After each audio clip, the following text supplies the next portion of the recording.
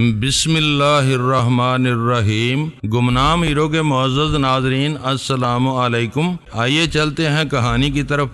وہ پریشان ہو کر بولی، میں اپنے بیٹے کو تنہا چھوڑ دوں؟ میں تمہارے بیٹے کے ساتھ رہوں گا، صرف نظر نہیں آؤں گا۔ اپنے سینے میں ماں کے دل کو کمزور نہ بناؤ۔ اولاد کے مستقبل اور اس کے باپ کا نام اسے دینے کے لیے حوصلے سے کام لو۔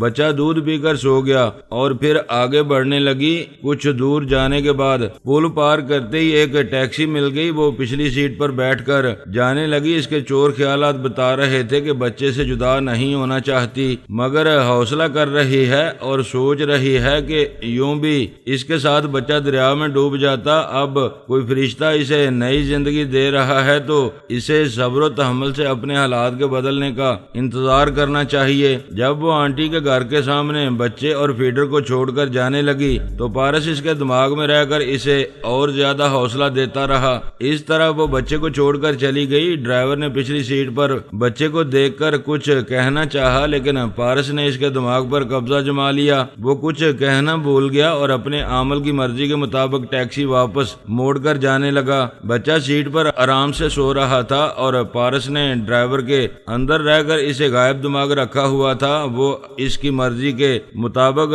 ڈرائیو کرتا ہوا آرمی ہیڈ کوارٹر کی طرف جا رہا تھا۔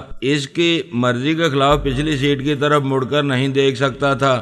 اگر دیکھتا تو اسے صرف بچہ اور فیڈر نظر آتا، پارس دکھائی نہ دیتا۔ پھر اس نے ایک ریستوران سے کچھ فاصلے پر ٹیکسی روک کر بدستور سحر زدہ سا ہو کر ریستوران میں گیا اور وہاں سے ایک چائے کا چمچہ لے کر آ گیا۔ پارس کے سائے نے وہ چمچہ لے لیا۔ ڈرائیور پھر اپنی سیٹ پر آ کر ٹیکسی سٹارٹ کر کے ڈرائیو کرنے لگا۔ پارس کے سائے نے جیب سے ایک چھوٹی سی ڈبیا نکالی، اس میں سے ایک گولی نکال کر اس کے ٹکڑے کیے۔ ایک ٹکڑا نہایت چھوٹا سوئی کی نوک کے برابر کیا، اسے چمچے میں رکھا، پھر چمچے میں فیڈر کا دودھ ڈال کر اس سوئی کی نوک کے برابر گولی کو گھول دیا۔ اس کے بعد سونے والے بچے کا منہ کھول کر چمچے کا سارا دودھ اس کے حلق سے اتار دیا۔ بچہ نیند میں تھا، اس نے دودھ پی لیا۔ ایسے وقت گولی نے اثر دکھایا۔ اسے پیتے ہی اس ننھے بچے کے گوشت پوست کا جسم سائے میں تبدیل ہو گیا۔ اب پچھلی سیٹ پر وہ بچہ بھی نظر نہیں آ رہا تھا، صرف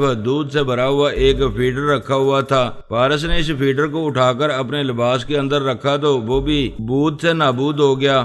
آرمی ہیڈ کوارٹر سے ذرا دور ٹیکسی رک گئی۔ پارس نے بچے کو گود میں لیا، دروازہ کھول کر باہر آیا، پھر دروازے کو بند کر دیا۔ ایسے وقت وہ ڈرائیور کے دماغ پر چھایا ہوا تھا تاکہ اسے یہ معلوم نہ ہو سکے کہ وہ ٹیکسی ڈرائیو کرتا ہوا آرمی ہیڈ کوارٹر تک آیا تھا۔ وہ پوری طرح غائب دماغ تھا۔ اس کا دماغ اتنا ہی سمجھ رہا تھا جتنا پارس سمجھا رہا تھا۔ وہ ٹیکسی کو موڑ کر تیز رفتاری سے ڈرائیو کرتا ہوا جانے لگا۔ پارس تاریکی میں کھڑا اس ڈرائیور کے اندر موجود رہا۔ جب وہ تقریباً 10 کلومیٹر کا فاصلہ طے کر کے اسی پل پر پہنچا جہاں پارس کو ڈولی ملی تھی تو اس ڈرائیور کے دماغ کو آزاد چھوڑ دیا۔ وہ ڈرائیور چونک کر کھڑکی کے باہر پل اور دریا کو دیکھ رہا تھا اور سوچ رہا تھا کہ ٹیکسی یہاں کیوں رکی ہے، وہ یہاں کیسے آ گیا۔ پھر کچھ یاد کرتے ہی اس نے پچھلی سیٹ کی طرف دیکھا تو اسے بچہ بھی نظر نہیں آیا۔ وہ دونوں ہاتھوں سے سار تھام کر سوچنے لگا، میں جاگ رہا ہوں یا خواب دیکھ رہا ہوں۔ اسے اپنے کسی سوال کا جواب نہیں مل سکتا تھا۔ پارس دماغی طور پر حاضر ہو کر آرمی ہیڈ کوارٹر کے بڑے گیٹ کے قریب آیا، پھر بچے کے سائے سمیت ایک مسلح فوجی پہرے دار کے جسم میں سما گیا۔ اس کے بعد اس کے دماغ پر غالب آیا تو اس فوجی نے اپنے ساتھی پہرے دار سے کہا، میں ابھی ٹوائلٹ سے آتا ہوں۔ وہ گیٹ کے اندر آ گیا۔ ٹوائلٹ قریب تھا لیکن پارس اسے ایک دوسرے فوجی جوان کے پاس لے گیا۔ اسے چھوڑ کر اس دوسرے کے جسم میں سما گیا اور اسے لے کر اسپتال پہنچ گیا۔ ایک نرس ٹیلی پیتھی جاننے والوں کے لیے اسپیشل وارڈ کی طرف جا رہی تھی۔ پارس بچے کے سائے سمیت اس کے اندر منتقل ہو گیا۔ پربھا رانی کے کمرے کے دروازے پر کھڑے ہوئے مسلح پہرے دار نے نرس کی تلاشی لی۔ جب سے 6 ٹیلی پیتھی جاننے والے مارے گئے تھے تب سے نرسوں اور ڈاکٹروں کو بھی چیک کیا جاتا تھا۔ وہ نرس کمرے میں آئی، پھر اسے ایک دوا پلانے لگی۔ ایسے وقت پارس اس بچے کے ساتھ پربھا رانی کے اندر سما گیا۔ وہ پارس کی مرضی کے مطابق بے چینی ظاہر کرتے ہوئے بولی، نرس فوراً ڈاکٹر کو بلاؤ، میں ماں بننے والی ہوں۔ نرس نے کہا، پتہ نہیں آپ کو یہ وہم کیوں ہو گیا ہے، ہماری تجربہ کار لیڈی ڈاکٹر نے آپ کو اچھی طرح چیک کیا تھا، آپ کے دماغ میں خواہ مخواہ یہ بات بیٹھ گئی ہے کہ آپ ماں بننے والی ہیں۔ اس کی بات ختم ہوتے ہی پارس نے اس کے اندر آ کر بچے کے رونے کی آواز نکالی۔ نرس نے حیران ہو کر کہا، یہ بچے کے رونے کی آواز کہاں سے آ رہی ہے؟ پارس پھر پربھا رانی کے پاس آ گیا۔ وہ بولی، یہ میرے ہونے والے بچے کی آواز ہے، پلیز لیڈی ڈاکٹر کو بلاؤ، مجھے فوراً لیبر روم لے چلو۔ پارس کبھی اس کے اور کبھی نرس کے اندر جا رہا تھا۔ اس نے پھر بچے کے رونے کی آواز نکالی۔ نرس بکھلا گئی، دوڑتی ہوئی لیڈی ڈاکٹر کے پاس آئی، پھر بولی، وہ جو پربھا رانی ہے وہ درست کہہ رہی ہے، اسے فوراً لیبر روم لے جانا ہوگا، وہ ماں بننے والی ہے۔ لیڈی ڈاکٹر نے ناگواری سے کہا، کیا بکواس کر رہی ہو؟ نہ اس کا پیٹ نکلا ہے، نہ پیٹ میں کسی ننھے سے وجود کے آثار ہیں، کیا تم بھی اس کی طرح اب نارمل ہو گئی ہو؟ میں سچ کہتی ہوں، اس کے پیٹ میں بچہ رو رہا ہے۔ You shut up! کیا آج تک کبھی ایسا ہوا ہے کہ پیدائش سے پہلے بچے کے رونے کی آواز ماں کے پیٹ سے آئی ہو؟ لیڈی ڈاکٹر کبھی نہ مانتی اور کبھی پربھا رانی کے پاس نہ جاتی، لیکن پارس کی ٹیلی پیتھی کے زیر اثر تیزی سے چلتی ہوئی اس کمرے میں آئی۔ اس نے پربھا رانی کے پیٹ پر ہاتھ رکھ کر دیکھا۔ پارس نے خیال خوانی کے ذریعے اسے کچھ محسوس کرایا۔ لیڈی ڈاکٹر نے جھک کر اس کے پیٹ سے کان لگایا۔ پارس نے لیڈی ڈاکٹر کے دماغ میں بچے کے رونے کی آواز پیدا کی۔ وہ چونک کر سیدھی کھڑی ہو گئی، پھر بولی، اوہ مائی گاڈ، یہ میری میڈیکل لائف میں پہلا تجربہ ہے۔ واقعی بچہ پیدائش سے پہلے ماں کے پیٹ میں رو رہا ہے، اسے فوراً لیبر روم لے چلو۔ ذرا سی دیر میں جیسے ہلچل سی مچ گئی، کئی نرسیں اور وارڈ بوائز آ گئے تھے، پربھا رانی کو اسٹریچر پر ڈال کر لے جا رہے تھے۔ لیڈی ڈاکٹر نے سپر ماسٹر کو فون پر یہ اطلاع دی، اسے بھی یقین نہیں آیا۔ اس نے بوبی بیکر سے رابطہ کر کے کہا، فوراً دیوی جی کو مخاطب کرو اور انہیں بتاؤ کہ پربھا رانی کو لیبر روم پہنچایا جا رہا ہے، وہ ابھی ماں بننے والی ہے۔ یہ ایسا عجیب اور ناقابل یقین کیس تھا جس پر یقین نہیں آ رہا تھا، اس لیے سپر ماسٹر کے ساتھ تینوں افواج کے اعلیٰ افسران بھی اپنی نیند چھوڑ کر اسپتال چلے آئے۔ اتنی دیر میں دیوی بھی آ گئی تھی، وہ لیڈی ڈاکٹر کے دماغ میں پہنچی ہوئی تھی۔ پارس نے اسے لیڈی ڈاکٹر کے اندر بولتے سنا تو وہ وہاں سے نکل آیا، کیونکہ اب وہ لیڈی ڈاکٹر کے دماغ میں بچے کے رونے کی آواز نکالتا تو دیوی سمجھ لیتی کہ یہ ایک ٹیلی پیتھی جاننے والے کی شرارت ہے۔ ادھر جیسے ہی دیوی نے لیڈی ڈاکٹر سے کہا کہ وہ پربھا رانی کے پیٹ سے کان لگائے تو ادھر پارس کے سائے نے پربھا رانی کے اندر بچے کے سائے کی ہلکی سی چٹکی لی۔ وہ نیند سے چونک کر رونے لگا۔ اس بار سچ مچ بچہ رو رہا تھا اور اس حقیقت سے انکار نہیں کیا جا سکتا تھا، اس لیے دیوی حیران رہ گئی۔ پربھا رانی کے آدھے جسم پر چادر ڈال دی گئی تھی۔ لیڈی ڈاکٹر نے چادر کے اندر ہاتھ ڈالا، پھر ایک دم سے حیران ہو کر بولی، ہو گیا؟ دیوی نے پوچھا، کیا ہو گیا؟ بیٹا ہوا ہے۔ یہ یقین کرنے والی بات نہیں تھی، وہاں سب عورتیں تھیں۔ پربھا رانی کی چادر ہٹا دی گئی، پھر کتنی ہی نرسیں حیرانی سے چیخ پڑیں۔ ایک بچہ تھا مگر سایہ تھا، وہ سایہ ننھے ننھے ہاتھ پاؤں جھٹک کر رو رہا تھا۔ دیوی کا سر چکرا گیا۔ وہ ایک سائے والا بھرپور جوان دشمن برادر کبیر مارا گیا تھا، چونکہ پربھا رانی ایک سائے کے ساتھ وقت گزارتی رہی تھی، اس لیے مرحوم سائے کا بچہ بھی سایہ بن کر دنیا میں آیا تھا۔ دیوی چند لمحات کے لیے خیال خوانی بھول گئی، اپنی جگہ دماغی طور پر حاضر ہو گئی اور دونوں ہاتھوں سے سر تھام کر بیٹھ گئی۔ ازل سے اب تک انسانی زندگی میں اور میڈیکل ہسٹری میں ایسا منظر دیکھنے میں نہیں آیا تھا جیسا کہ وہ شیطان ابن شیطان دکھا رہا تھا۔ فوج کے سپاہی اور افسران کھانے پینے اور سونے جاگنے کے اوقات کے پابند ہوتے ہیں۔ جاگنے کا وقت ہو تو کبھی نہیں سوتے اور سونے کا وقت ہو تو کبھی نہیں جاگتے، لیکن اس رات 2 بجے آرمی ہیڈ کوارٹر کا پورا عملہ بیدار ہو گیا تھا۔ بات ایسی ناقابل یقین اور اتنی دلچسپ تھی کہ سب اپنا بستر چھوڑ کر اسپتال کی طرف آ رہے تھے۔ وہ سب ایک ایسے بچے کو دیکھنا چاہتے تھے جو سایہ بن کر پیدا ہوا تھا۔ سپر ماسٹر واشنگٹن کے طبی ماہرین علم الابدان سے تعلق رکھنے والے ڈاکٹروں اور سائنسدانوں سے رابطہ کر رہا تھا اور اس نوزائیدہ عجوبے کے متعلق انہیں بتا کر کہہ رہا تھا کہ وہ فوراً ہیڈ کوارٹر آئیں اور زچہ اور بچہ کا معائنہ کریں۔ یہ عجیب بات معلوم کریں کہ پربھا رانی بظاہر حاملہ نظر نہیں آتی تھی، کیا اس لیے کہ اس کے پیٹ میں گوشت پوست کا انسان نہیں محض سایہ تھا؟ اور کیا ایسا ہو سکتا ہے کہ ایک عورت محض ایک انسانی سائے سے تعلق رکھے تو اس کی اولاد بھی سایہ بن کر پیدا ہو؟ اگر ایسا ممکن نہیں ہے تو پھر یہ کیسے ممکن ہو گیا؟ یہ ننھا سا سایہ جیسے وجود بھی نہیں کہا جا سکتا اور غیر موجود بھی نہیں کہا جا سکتا، آخر یہ ہے کیا چیز؟ کیا واقعی مرحوم برادر کبیر کی اولاد ہے؟ برادر کبیر کا نام ایسا تھا جسے سن کر دیوی کو بخار سا محسوس ہونے لگا تھا۔ وہ تو سمجھ رہی تھی اس کی موت سے بہت سی پریشانیاں اور ناکامیاں دور ہو چکی ہیں، لیکن ایک کی موت کے بعد جونیئر برادر کبیر پیدا ہو گیا تھا۔ ایک ہاتھ بھر کے بچے کی اوقات ہی کیا تھی، وہ چاہتی تو اسے چونٹی کی طرح مسل دیتی، لیکن سپر ماسٹر نے کہا اس بچے کو زندہ رکھنا ہوگا، بڑے بڑے ماہرین اس کا معائنہ اور مشاہدہ کرنے آ رہے ہیں۔ پھر MIM کے اسی خیال خوانی کرنے والے پارس نے ایک فوجی جوان کے اندر رہ کر سپر ماسٹر کے دفتر میں آ کر کہا، ہم برادر کبیر کی تجہیز و تکفین سے فارغ ہوئے تو یہ خوشخبری ملی کہ ہمارے سربراہ کے ایک بیٹے نے جنم لیا ہے، ہم چاہیں تو اسے ابھی یہاں سے لے جائیں، لیکن آپ کے ماہرین اس کا معائنہ کرنے والے ہیں، ہم ان کی میڈیکل رپورٹ سننا پسند کریں گے اور یہ معلوم کرنا چاہیں گے کہ وہ بچہ اپنے باپ کی طرح کبھی گوشت پوست کے جسم میں ظاہر ہوگا یا نہیں۔ فوج کے ایک اعلیٰ افسر نے کہا، ہم بھی یہ تمام باتیں معلوم کرنا چاہتے ہیں، اسی لیے اسے یہاں ہیڈ کوارٹر میں رکھا ہے، آپ ضرور اسے رکھیں، مگر یہ نہ بھولیں کہ وہ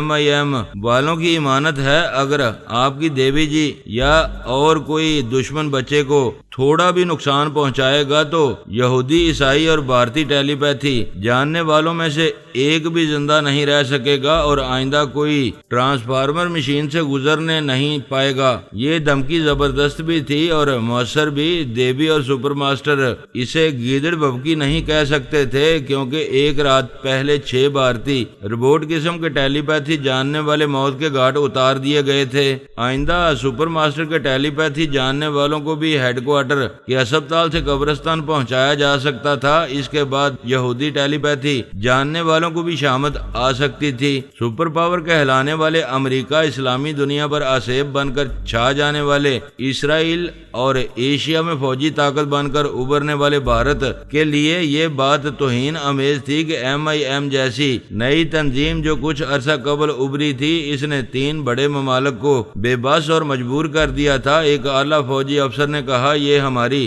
انسلٹ ہے کہ ہم ایک نئی تنظیم کو سیاسی شکنجے میں جکڑ نہیں سکتے، ان کا ایک مجاہد بھی ہاتھ نہیں آتا ہے۔ سپر ماسٹر نے کہا، اب اس تنظیم کے مجاہدین ہمارے ہاتھ آ سکتے ہیں، ان سے سمجھوتا بھی ہو سکتا ہے اور انہیں مختلف ہتھ کنڈوں سے دباؤ میں لایا بھی جا سکتا ہے، کیونکہ ان کا سب سے چلاک اور مکار برین ماسٹر برادر کبیر مارا گیا ہے۔ دیوی نے کہا، میں بھی یہی سوچ رہی ہوں، اب تنظیم کا جو نیا سربراہ آئے گا وہ ضروری نہیں ہے کہ برادر کبیر کی طرح زبردست ہو، پھر میرے لیے بڑی آسانیاں ہوں گی۔ اس مرنے والے برادر کبیر کا دماغ غیر معمولی تھا، میں اس کے چور خیالات نہیں پڑھ سکتی تھی، اس کے دماغ میں پہنچتے ہی وہ میری سوچ کی لہروں کو سمجھ لیا کرتا تھا۔ ایک اعلیٰ افسر نے کہا، اب دیکھنا یہ ہے کہ ان کا سربراہ ہم سے رابطہ کر کے ہمیں اپنی آواز سنائے گا یا نہیں۔ اگر وہ خاموشی اختیار کرے گا تو ہماری دیوی بھی اس کے دماغ میں پہنچنے کا راستہ نہیں بنا سکیں گی۔ 2 دن بعد وہ نئے سربراہ کا انتخاب کریں گے اور 2 دن بہت ہوتے ہیں، ہمیں ٹرانسفارمر مشین کی حفاظت اور نئے ٹیلی پیتھی سیکھنے والوں کی سلامتی کے لیے ایسی ٹھوس پلاننگ کرنا چاہیے کہ ہمارے کسی قابل فرد کو ان دشمنوں سے کبھی ایک ذرا سا نقصان نہ پہنچے۔ ہمیں اس پہلو پر بھی غور کرنا چاہیے کہ دشمنوں کو ہمارے نئے ٹیلی پیتھی سیکھنے والوں کا علم کیسے ہو جاتا جاتا ہے وہ کیسے جان لیتے ہیں کہ ہم کتنی تعداد میں امریکی اور کتنی تعداد میں بھارتی جوانوں کو ٹرانسفارمر مشین سے گزار رہے ہیں؟ یہ تو سیدھی سی سمجھ میں آنے والی بات ہے کہ وہ سایہ بن کر ہم میں سے کسی کے اندر سما جاتا تھا اور ہمارے تمام منصوبے معلوم کر لیتا تھا۔ وہ سایہ بنانے والی گولیاں اب بھی کہیں ہیں، وہ مجاہدین کے پاس ہوں گی یا پھر برادر کبیر نے اپنی موت سے پہلے کہیں چھپا کر رکھی ہوں گی، یا اس کا کوئی بہت زیادہ قابل اعتماد ماتحت ہوگا جو ان گولیوں کا راز جانتا ہوگا۔ دیوی نے کہا، میرا خیال ہے MIM کا جو مجاہد خیال خوانی کے ذریعے اکثر یہاں آتا ہے وہ اب بھی آ کر وہ دھمکی دے گیا ہے، وہی برادر کبیر کا خاص ماتحت ہوگا، اور یہ اندازہ اس طرح بھی ہوتا ہے کہ اس نے برادر کبیر کی طرح آوازیں بدل کر بولنا سیکھا ہے۔ میں نے کئی بار اس کی آواز اور لہجے کو گرفت میں لے کر اس کے اندر پہنچنا چاہا لیکن ناکام رہی۔ وہ یہاں آ کر جس طرح بولتا ہے اس آواز اور لہجے والے کا دماغ مجھے کبھی نہیں ملا۔ ایک اعلیٰ افسر نے کہا، دیوی جی ایک اور بات ہے، وہ یہ کہ آپ سپر ماسٹر کے اندر آ کر بولتی ہیں تو وہ ایسے وقت بھی چلا آتا ہے، اس طرح سپر ماسٹر اس کی سوچ کی لہروں کو محسوس نہیں کرتا ہے اور وہ دشمن اس طرح ہماری تمام باتیں سن لیتا ہے۔ دیوی نے کہا، ہماری اتنی گفتگو سے دو باتیں سمجھ میں آئی ہیں۔ ایک تو یہ کہ وہ سایہ بنانے والی گولیاں مجاہدین کے پاس موجود ہیں تو ان میں سے کوئی پھر سایہ بن کر آپ میں سے کسی کے اندر آ سکتا ہے۔ دوسری بات یہ کہ مجھے بہت محتاط رہ کر سپر ماسٹر کے دماغ میں آنا چاہیے، بلکہ دوسرا طریقہ یہ اختیار کرنا چاہیے کہ میں آئندہ کسی فوجی جوان اعلیٰ کار بنا کر اس دفتر میں آتے ہی دروازے کو اندر سے بند کر لوں تاکہ مخالف خیال خوانی کرنے والا کسی دوسرے فوجی جوان کو اعلیٰ کار بنا کر بے دھڑک اندر نہ آ سکے۔ دروازہ بند رہے گا تو وہ باہر ہی رہ جائے گا، پھر ہم یہاں جو بھی منصوبے بنائیں گے اس کا علم ان دشمنوں کو نہیں ہو سکے گا۔ سب نے تائید کی کہ یہ طریقہ کار مناسب رہے گا۔ مخالف خیال خوانی کرنے والے کا راستہ روکنے کی ایک صورت نکل آئی تھی، صرف ان غیر معمولی گولیوں کا مسئلہ رہ گیا تھا۔ یہ معلوم کرنا ضروری تھا کہ برادر کبیر کی موت کے ساتھ ہی وہ گولیاں بھی کسی خفیہ جگہ رہ گئی ہیں یا اس نے اپنی زندگی میں کسی خاص ماتحت اور قابل اعتماد مجاہد کو وہ غیر معمولی ہتھیار دے دیا تھا جس ہتھیار کے مقابلے میں دیوی جیسی آتما شکتی والی بھی بے بس ہو جاتی تھی۔ انٹرکام سے اشارہ موصول ہوا، سپر ماسٹر نے ایک بٹن دبایا، اسپیکر سے ایک ڈاکٹر کی آواز سنائی دی، سر ڈاکٹرز، سائنسداں اور ماہرین کی میٹنگ شروع ہونے والی ہے، آپ حضرات تشریف لے آئیں، ہم ابھی آ رہے ہیں۔ یہ کہہ کر اس نے انٹرکام کو آف کر دیا۔ اس کے ساتھ فوج کے تینوں افسران اٹھ گئے۔ دیوی نے کہا، میں میٹنگ ہال میں پہنچ کر کسی ڈاکٹر یا ماہر علم کے دماغ میں رہوں گی اور ان کی رپورٹ سنتی رہوں گی۔ ہسپتال کے پچھلے حصے میں ایک بڑا سا ہال تھا، وہاں ایک بڑی سی میز کے اطراف ڈاکٹرز، علم الابدان کے ماہرین اور سائنسدان بیٹھے ہوئے تھے۔ اس بڑی سی میز پر ایک چھوٹا سا آرام دہ بستر بچھا ہوا تھا، اس پر بچے کا سایہ لیٹا ہوا تھا۔ ایک بوڑھا ڈاکٹر فیڈر کے ذریعے اس ننھے سائے کو دودھ پلا رہا تھا، دوسرے ماہرین اسے غور سے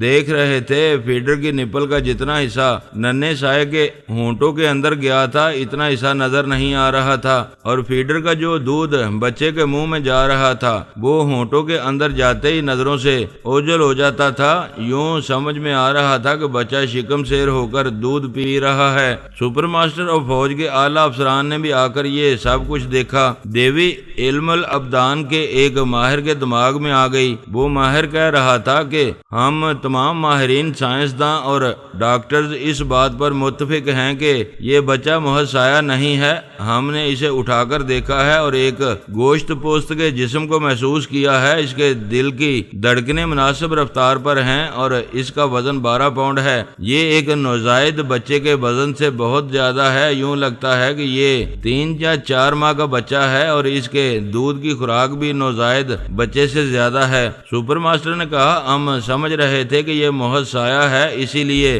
اس کی ماں کا حمل ظاہر نہیں ہوا تھا۔ آپ کے بیان کے مطابق یہ گوشت پوست کا ہے تو پھر اس کی ماں میں مخصوص مخصوص نشانیاں نظر کیوں نہیں آئیں؟ ایک سائنسدان نے کہا ابھی آپ کے سوال کا معقول اور مکمل جواب نہیں دیا جا سکتا، لیکن ہمیں جو نظر آ رہا ہے اس کے مطابق عقل کہتی ہے کہ جس طرح فیڈر کی نپل اس کے ہونٹوں کے درمیان میں جا کر نظروں سے اوجھل ہو جاتی ہے اور دودھ اس کے اندر پہنچ کر دکھائی نہیں دیتا ہے، اسی طرح یہ سارا بچہ اپنی ماں کے پیٹ میں اپنی ماں کو تو محسوس ہوتا تھا، لیکن باہر سے نہ حمل ظاہر ہوتا تھا اور نہ ہی ڈاکٹروں کو چیک اپ کے ذریعے اس کا علم ہوتا تھا۔ ایک فوجی افسر نے پوچھا کیا اسے ایکس رے مشین کے ذریعے دیکھا جا سکتا ہے؟ جی ہاں، ہم نے اس کے کئی ایکس رے فوٹوز لیے ہیں۔ آپ اس لفافے میں ایک ننھے بچے کا دل، گردے، پھیپھڑے، ہڈیاں اور پسلیاں دیکھ سکتے ہیں۔ وہ افسران لفافے سے ایک ایکس رے رپورٹ دیکھنے لگے۔ وہ صرف ایک بچے کی ایسی رپورٹ تھی جو ہر طرح سے صحت مند تھا۔ سپر ماسٹر نے پوچھا کیا یہ بچہ اپنے باپ کی طرح کبھی گوشت پوست کے جسم میں سب کی نگاہوں کے سامنے دکھائی دے گا؟ ہم یقین سے تو نہیں کہہ سکتے، لیکن جو خصوصیات باپ میں تھیں وہ بیٹے میں بھی ظاہر ہو سکتی ہیں، یہ آئندہ معلوم ہو سکے گا۔ سپر ماسٹر نے دیوی کی مرضی سے کہا ایک اہم اور ناقابل فہم بات یہ ہے کہ برادر کبیر اور پربھا رانی کے تعلقات 1 ماہ پہلے ہوئے تھے۔ اس سے پہلے ٹیلی پیتھی کے ذریعے معلوم کیا گیا تھا کہ پربھا رانی ایک انگریز سے شادی کرنے والی تھی، لیکن اس انگریز یا کسی سے بھی اس کے جسمانی تعلقات نہیں رہے تھے۔ پھر یہ کیسے ممکن ہے کہ 1 ماہ کے تعلقات میں وہ برادر کبیر کے بچے کی ماں بن جائے اور اسی 1 ماہ کے بعد اسے جنم بھی دے؟ ایک ماہر نے کہا یہ بڑی حیران کن اور سمجھ میں نہ آنے والی بات ہے۔ فی الوقت تو میں یہی کہوں گا کہ آپ کے ٹیلی پیتھی کے علم نے آپ کو بھٹکایا ہے، یعنی اس علم کے ذریعے صحیح معلومات حاصل کرنے میں کہیں خامی رہ گئی ہے۔ ہو سکتا ہے برادر کبیر کا سایہ بہت پہلے سے پربھا رانی سے تعلق رکھتا رہا ہو اور یہ بات پربھا رانی کے ذہن سے بلا دی گئی ہو اور آپ کے ٹیلی پیتھی جاننے والوں کو یہ حقیقت معلوم نہ ہو سکی ہو۔ دوسرے ماہر نے کہا مختصراً یہ کہ ہم انسانوں سے غلطیاں ہوتی رہتی ہیں۔ آپ حضرات بھی کوئی بات اس طرح غلط سمجھ رہے ہیں کہ وہ ٹیلی پیتھی کے حوالے سے درست نظر آ رہی ہو اور دشمن چاہتا ہو کہ آپ اسی طرح غلط سمجھتے رہیں۔ کوئی بات ناقابل فہم ہو تو انسان اس پر مغز ماری کرتے کرتے عاجز آ کر کسی ایک رائے سے متفق ہو جاتا ہے یا پھر بعد میں اس پر غور کرنے کے لیے وقتی طور پر اس سے کترانے لگتا ہے۔ یہ عجیب و غریب تماشا پارس کر رہا تھا، اس لیے وہ بھی موجود تھا۔ اس نے ایک ڈاکٹر کی زبان سے کہا میں MIM کا مجاہد ہوں، آپ حضرات سے پوچھنے آیا ہوں کہ بچے کے متعلق تحقیقات مکمل ہو چکی ہوں تو میں اسے لے جاؤں؟ سپر ماسٹر نے کہا ایسی بھی کیا جلدی ہے، ابھی تو تحقیقات جاری ہیں۔ ہم جانتے ہیں یہ تمہاری سربراہ کی امانت ہے، لیکن ماہرین کو تھوڑا وقت دو، یہ اس عجوبے کو اچھی طرح سمجھنا چاہتے ہیں۔ میں بڑی دیر سے ان ماہرین کی رپورٹ سن رہا تھا، یہ معلوم کر چکے ہیں کہ یہ انسان کا بچہ ہے، گوشت پوست کا جسم رکھتا ہے، اس کا وزن ہے، یہ سائے کی طرح ناقابل گرفت نہیں ہے۔ آپ اسے چھو رہے ہیں، پکڑ رہے ہیں، ہاتھوں میں اٹھا رہے ہیں اور اسے دودھ بھی پلا رہے ہیں، اس کے بعد سمجھنے کے لیے کیا رہ گیا ہے؟ دوسرے ڈاکٹر نے کہا یہ ایسی چیز ہے، اسے آبزرویشن میں رکھ کر اس کے مختلف طبی ٹیسٹ کرنا چاہیے، ابھی اسے ہسپتال میں رہنا چاہیے۔ ہم تمام مجاہدین نے فیصلہ کیا ہے اسے زیادہ سے زیادہ کل رات 12 بجے تک یہاں رہنے دیا جائے گا۔ کل آدھی رات کو ٹھیک 12 بجے ایک گاڑی ہیڈ کوارٹر کے سامنے آئے گی۔ اگر پربھا رانی اپنے بچے کے ساتھ آنا چاہے تو ہمیں اعتراض نہیں ہوگا، ورنہ بچے کو مذکورہ گاڑی کی پچھلی سیٹ پر لٹا دیا جائے، پھر وہ بچہ اپنی منزل تک پہنچ جائے گا۔ ایک ڈاکٹر نے کہا بچے کو آبزرویشن میں رکھنے کے لیے کل آدھی رات تک کا وقت کافی نہیں ہے، اسے کم از کم 3 دن تک یہاں رہنے دیا جائے۔ پارس نے کہا میں نے جو کہہ دیا ہے وہ پتھر کی لکیر ہے، بچے کی کی دیکھ بھال کے لیے ہمارے پاس بھی دنیا کے بہترین ڈاکٹر اور نرس وغیرہ ہیں۔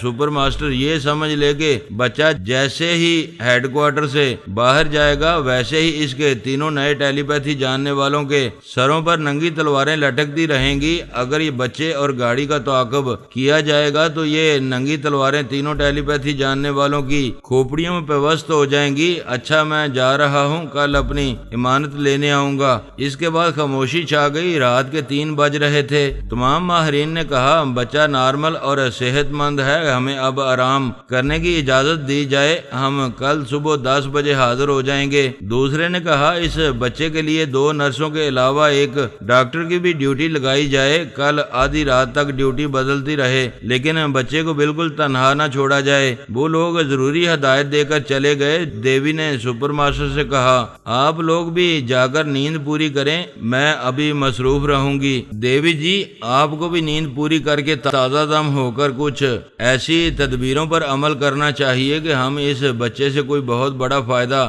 اٹھا سکیں، ہماری یہی کوشش ہوگی۔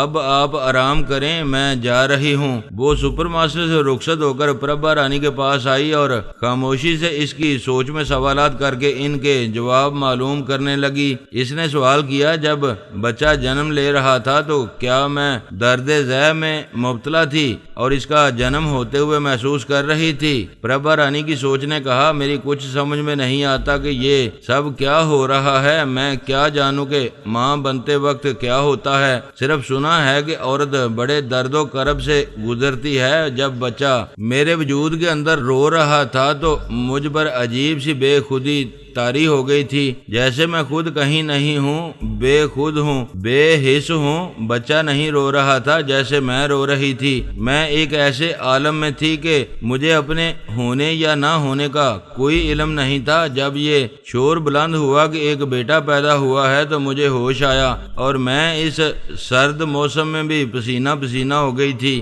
دیوی اس کی سوچ کی لہروں کو سن رہی تھی اور اپنی اس غلطی کو بھی سمجھ رہی تھی کہ زچگی کے وقت اسے پربھا رانی کے دماغ میں رہنا چاہیے تھا، لیکن پیٹ کے اندر سے بچے کے رونے کی آواز آ رہی تھی اور یہ ایسی عجیب و غریب بات تھی کہ وہ پربھا رانی کو بھول کر بچے کی طرف توجہ دیتی رہی تھی۔ پھر اس نے دوسرا سوال کیا کیا میں اپنے بچے کے لیے ممتا محسوس کر رہی ہوں؟ ہاں، وہ میری زندگی میں آنے والے پہلے مرد کا بچہ ہے۔ میں اس بچے کو سینے سے لگا کر برادر کبیر کو یاد کرتی رہوں گی، لیکن برادر کبیر کے مجاہدین بچے کو ساتھ لے جائیں گے تو کیا میں اپنی دیوی جی کو چھوڑ کر بچے کے ساتھ چلی جاؤں گی؟ کوئی ماں اپنے بچے کو چھوڑ کر دیوی دیوتاؤں کے چرنوں میں نہیں رہتی، دیوی سے پرارتھنا کرتی ہے کہ اس کے بچے کو لمبی اور خوشحال زندگی دے اور ماں کا سایہ اس کے سر پر رکھے۔ تب دیوی نے اسے مخاطب کیا ہیلو پربھا، کیسی ہو؟ آپ کی مہربانی ہے، خیریت سے ہوں۔ ابھی میں آپ ہی کے بارے میں سوچ رہی تھی، یہ خیال آ رہا تھا کہ MIM والے میرے بچے کو لے جائیں گے تو میں کیا کروں گی؟ تم صبر کرو، دیوی پر بھروسہ کرو گی تو میں تمہارے بچے کے ذریعے دشمنوں کی شہرک تک پہنچ جاؤں گی۔ اگر میں بھی بچے کے ساتھ جاؤں گی تو آپ میرے ذریعے بھی دشمنوں کے بہت سے راز معلوم کر سکیں گی۔ نہیں، میرا تجربہ تم سے زیادہ ہے، تم بچے کے ساتھ ان کے پاس جاؤ گی تو وہ تمہارا برین واش کریں گے، تمہیں میری اعلی کار بن کر رہنے نہیں دیں گے، تمہاری شخصیت بدل کر تمہارے ذہن سے بچے کو اور ممتا کو بھی بلا دیں گے۔ ہاں، وہ ایسا کر سکتے ہیں۔ کیا آپ بچے کو مجھ سے جدا ہونے سے نہیں روک سکتی؟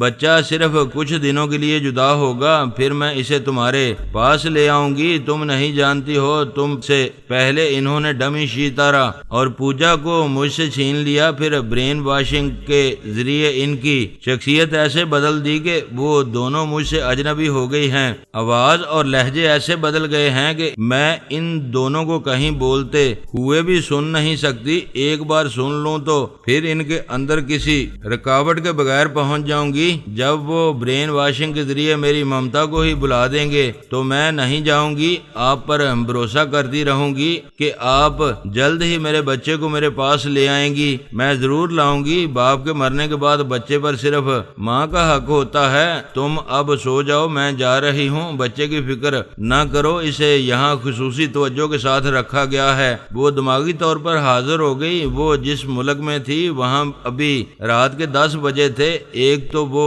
جلدی سونے کی عادی نہیں تھی، دوسرے اس عجیب و غریب بچے اور MIM والوں کے چیلنج نے اس کی نیند اڑا دی تھی۔ ابھی اس کے لیے 2 باتیں اہم تھیں۔ ایک تو یہ کہ وہ بچے کے ذریعے کسی طرح MIM والوں کے خفیہ اڈوں تک پہنچ سکتی ہے، دوسری یہ کہ وہ غیر معمولی گولیاں کہاں ہیں، ان مجاہدین کے پاس ہیں یا نہیں، اگر نہیں ہیں تو برادر کبیر نے اپنی ہلاکت سے پہلے اسے کہاں چھپایا ہوگا۔ دوسری طرف پارس جماہیاں لے رہا تھا، اب آرام سے سونا چاہتا تھا۔ اس نے خیال خوانی کے ذریعے ثانی سے رابطہ کر کے کہا، میری پیاری بابی جان۔ وہ بولی، کیا بات ہے، اتنی محبت اور شرافت سے مخاطب کر رہے ہو؟ وہ بات یہ ہے کہ آج ہی مجھے تمہاری شرافت کا پتہ چلا، ورنہ میں تمہیں چھچوری بد مزاج اور آوارہ۔ وہ بات کاٹ کر بولی، اے خبردار آگے نہ بولنا ورنہ سانس روک کر بگا دوں گی۔ تم لڑکیوں کے نخرے اور مزاج سمجھ میں نہیں آتے۔ ابھی عزت سے مخاطب کر رہا تھا